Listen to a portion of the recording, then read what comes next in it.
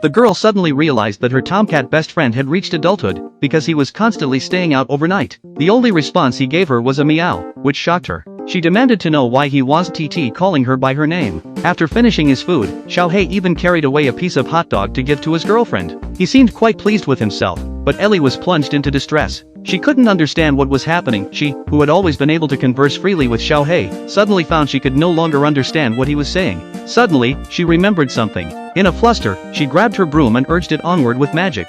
No sooner had she jumped on than she crashed heavily onto the floor. A second attempt yielded the same result. Ellie was stunned. The magic passed down through generations of her family was fading.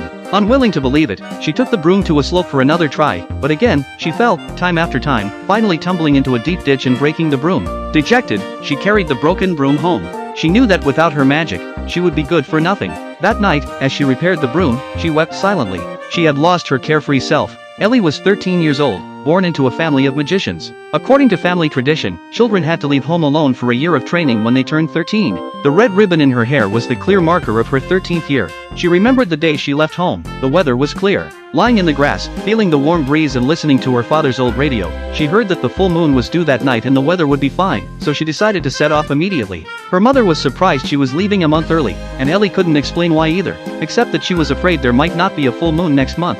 She wanted to depart on a sunny day. Her mother could do nothing but relent, and her father's plan to take her camping the following week was forcibly cancelled. Before starting to notify the neighbors, her mother prepared black clothes for her. Ellie complained, "Black again? It's not pretty at all." Her mother told her not to focus so much on appearance, what mattered was the inside. Ellie merely replied that she understood and would be careful to nurture her heart. Her mother also said she should smile often and remember to write home to tell them where she settled. Ellie agreed readily, never imagining the hardships life away from home would bring. As parting approached, her father lifted her up playfully as he had done in her childhood, but after a few attempts, he had to squat down to manage it. Time flew. Ellie had grown so much. Perhaps a father's little girl must eventually spread her wings. Her parents always said home was a safe harbor, and she should return if things got tough. At that time, Ellie was certain she wouldn't need to. In her father's eyes, whether his precious daughter became a witch or not didn't matter. What was important was her happiness. But in the arrogance of youth, how could we ever understand such deep affection?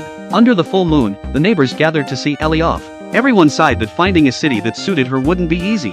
Ellie didn't hear them, happily saying goodbye to her friends. Her mother brought out her own old broom from back in the day, wishing her a safe journey. Ellie was initially reluctant, but accepted it after everyone persuaded her. Even Xiaohei thought it better to take her mother's. Ellie scolded him as a traitor, and so Ellie began her journey.